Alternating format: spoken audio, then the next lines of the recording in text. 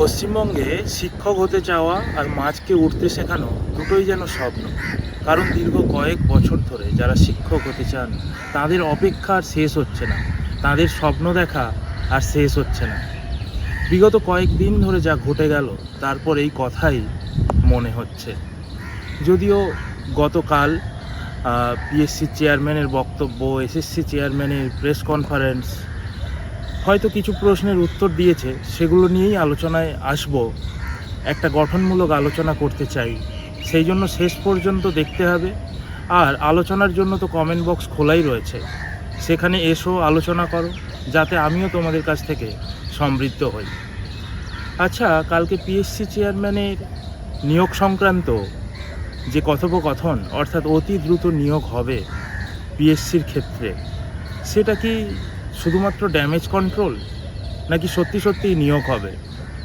তা ভবিষ্যতই বলবে, তা সময়ই বলবে। যদি নিয়োগ হয় তার থেকে ভালো কিছু হয় না। আবার এসএসসির চেয়ারম্যান তিনিও এসে প্রেস কনফারেন্স করেছেন, বেশ কয়েকটি গুরুত্বপূর্ণ কথা বলেছেন, সেগুলো নিয়েই আলোচনায় আসবো।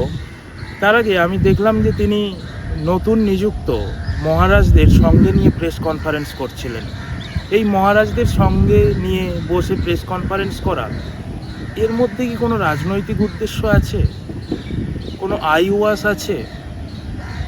নিঃসন্দেহে মহারাজরা তিনজন রামকৃষ্ণ মিশনের মহারাজ যাদের নতুন নিযুক্ত করা হয়েছে এবং সাথে আইআইএমের একজন অধ্যাপক, তারা নিঃসন্দেহে গুণী মানুষ, জ্ঞানী মানুষ, এবং তারা নিজ নিজ ক্ষেত্রে যথেষ্ট সমৃদ্ধ।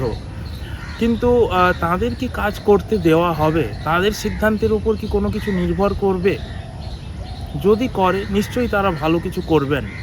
কিন্তু শুধুমাত্র রাজনৈতিকভাবে যদি তাদের ফ্রন্টে দেখানোর জন্য, আমাদের আইওয়াশ করার জন্য রাখা হয়, তাহলে কিন্তু তাদের কোনো গুরুত্ব থাকবে না। অর্থাৎ তাদের নিযুক্ত করেও এর কোনো সুরাহা হবে না, আমরা নতুন কিছু পাবো না। জানি না আমি এইসব প্রশ্নের উত্তর, সেগুলো সময়ই বলবে। যদিও একটা খুব গুরুত্বপূর্ণ কথা কালকে এসএসসির চেয়ারম্যান বলেছেন যে দেরি হলেও আমরা চাই যাতে নিয়োগ হয়ে যাওয়ার পর কোনো আইনি জটিলতা না থাকে। খুব সুন্দর কথা, আমরা প্রত্যেকেই চাই। এখন অলরেডি যেহেতু দেরি হয়েছে, আরেকটু সময় গেলেও যাক, কিন্তু নিয়োগ হয়ে যাওয়ার পর আগের মতো কোনো আইনি জটিলতায় যদি আবার পড়তে হয়, আবার যদি চাকরি বাতিল যায়, সেটা আরও বেশি কষ্টে। তো সেটা যাতে না হয় তিনি সুনিশ্চিত করবেন বলেছেন। এই কথাটা খুব ভালো লেগেছে এবং সেটাই হওয়া উচিত, সেটাই কাম্য বলে আমরা মনে করি, সেটাই প্রত্যেকে চাই। তিনি বললেন 31শে আগস্টের মধ্যে আর নিয়োগ হচ্ছে না, সেটা বোঝাই যাচ্ছে, এবং সেই জন্য তারা সুপ্রিম কোর্টে যাবেন, নতুন করে সময় চাইবেন, এক্সটেনশন চাইবেন। কোর্ট কতদিন এক্সটেন্ড করবেন সেটা তো কোর্টের ব্যাপার, সেটা আমি এই মুহূর্তে তো বুঝতে পারছি না, কেউই বুঝতে পারছি না। সেটা সুপ্রিম কোর্টে যাওয়ার পরেই বোঝা যাবে যে কোর্ট কতদিন সময় দেবে।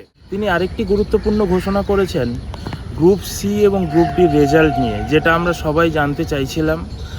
তিনি বলেছেন গ্রুপ সি এবং গ্রুপ ডির রেজাল্ট পুজোর আগেই আসছে।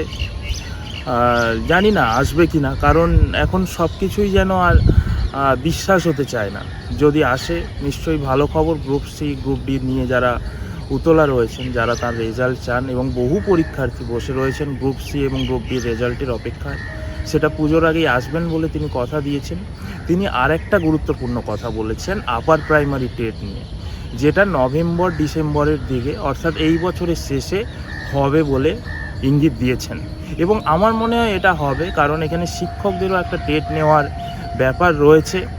তো আপার প্রাইমারি টেট কিন্তু সামনে আসছে, আমার মনে হয় সেটা নিয়েও প্রত্যেকের পড়াশুনো করা উচিত। যারা এই এসএসসিতে নিজেদের যোগ্যতা প্রমাণ করতে পারোনি বিভিন্ন কারণে, বা যোগ্য হওয়া সত্ত্বেও নিজেদের নাম তুলে ধরতে পারোনি, তারা আপার প্রাইমারি টেটের জন্য ট্রাই করতে পারো। সেটা কিন্তু হবে এই বছরের শেষের দিকে বলে একটা ইঙ্গিত পাওয়া গেছে, এবং আমার মনে হয় সেটা হবে। তিনি তো বললেন দেরি হোক, কিন্তু যেন কোনো পরে গিয়ে আইনি জটিলতায় না পড়তে হয়। আচ্ছা, এই আইনি জটিলতা হবে এটা কি আগে জানা ছিল না? তাহলে এত দেরি কেন? এই ওবিসির 7%, 17%, এটা তো অনেক আগেই সিদ্ধান্ত নেওয়া যেত। রিক্রুটমেন্ট প্রসেস এতটা এগিয়ে যাওয়ার পরে ঠিক যখন নিয়োগপত্র হাতে আসবে তখনই এটাকে থমকে দেওয়া, স্থগিত করা। জানি না এই প্রশ্নের উত্তর যারা ঠান্ডা ঘরে বসে রয়েছেন তারা ভালো দিতে পারবেন, আমরা এখান থেকে হয়তো অত ভালো দিতে পারবো না। এখন প্রশ্ন হচ্ছে পুরো প্যানেল ক্যান্সেল হবে, নাকি কিছু আংশিকভাবে ক্যান্সেল হবে, নাকি সব কিছুই নতুন করে হবে। আমার যেটা মনে হয় যে পুরো প্যানেল বাদ যাবে না, কিন্তু পুরো প্যানেল পরিমার্জন তো হবেই। ওবিসি 7% হওয়ার ফলে যারা বাদ যাওয়ার তারা বাদ যাবেন, এবং যারা ঢোকার নতুন করে ঢুকবেন। তো প্যানেলের মধ্যে পরিমার্জন আসবে, অর্থাৎ 17% যখন ছিল তখন যারা চাকরি করতেন এবং 7% হওয়ার পরেও সেই প্যানেলে যারা থেকেই যাবেন তাদের ক্ষেত্রে আমি ভয়ের কিছু দেখছি না। তারা তো সুরক্ষিতই, অসুবিধা নেই। বরং নতুন কিছুজন যুক্ত হবেন, তারা একটা আশার আলো দেখছেন, দেখাটাই স্বাভাবিক। তাদের প্রস্তুতি নিতে বলবো, তাদের এগিয়ে যাওয়ার জন্য বলবো। যাই হোক, এই সমস্ত বিষয় নিয়ে একটা জগাখিচুড়ি পরিস্থিতি। কতদিন স্থগিত আছে আমরা কেউ জানি না, সব কিছু কোর্ট বলবে। এসএসসি কীভাবে সেটাকে কনভে করছে কোর্টের কাছে তার উপর ডিপেন্ড করছে। আবার কতগুলো ডেট অ্যাডজান্ট হবে কেস রায়ের জন্য, সেটাও আমরা জানি না। কিন্তু এই মুহূর্তে আমরা কি করতে পারি? আমরা যেটা করতে পারি, আমরা প্রত্যেক দিন নিজেদেরকে এগিয়ে নিয়ে যেতে পারি। আমরা হতাশ না হয়ে, না ভেঙে পড়ে। জানি প্রচুর ছেলে মেয়ের স্বপ্ন ছিল নিজের বাবার দোকানটা আবার ফিরিয়ে আনবে, নিজের মাকে আবার ডাক্তার দেখাবে এই চাকরিটা পেলে, নিজের বোনের বিয়ে দেবে এই চাকরিটুকু হলে। আবার কেউ কেউ স্বপ্ন দেখছিল নিজেও বিয়ে করবে, কারণ বয়স হয়ে যাচ্ছে। তো সেই সমস্ত স্বপ্ন এখনও ধরাছোঁয়ার যেন বাইরে, হঠাৎ করে থমকে গেল।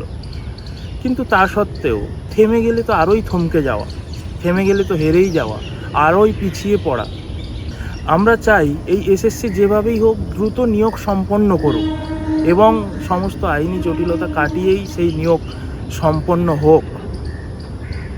কারণ এই নিয়োগ না সম্পন্ন হলে পরবর্তী নিয়োগ হবে না, আর পরবর্তী নিয়োগ হওয়াটা খুব জরুরি।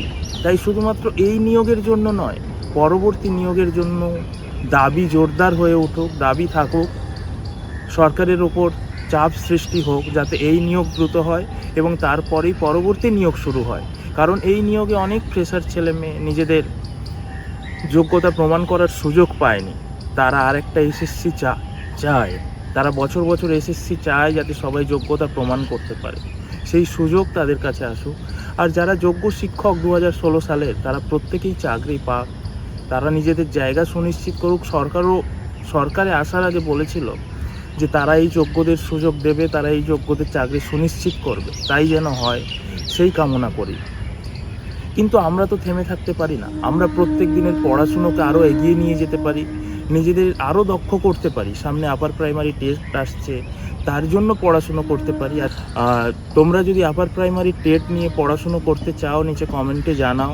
তোমরা যদি সিডিপি নিয়ে পড়াশুনো করতে চাও, বা যারা সিটেট নিয়ে প্রিপারেশান নিচ্ছ, কমেন্টে জানাও। আমি সেই রিলেটেড ভিডিও নিয়ে আসবো। তোমাদের কী ধরনের ভিডিও দরকার, কোন টপিক পড়তে চাও।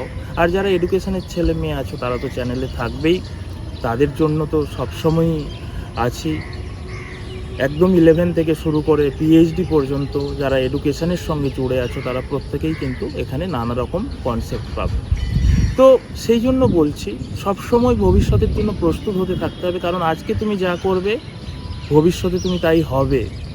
থেমে গিয়ে নিজেকে থামিয়ে রেখে, পরিস্থিতি খারাপ, পরিস্থিতি অনুযায়ী আমরা পরিবর্তন হব না, বরং আমরা স্ব ইচ্ছায় পরিবর্তন হব, এবং সেই অনুযায়ী ভবিষ্যতের পরিস্থিতি আমাদের পরিবর্তন হবে।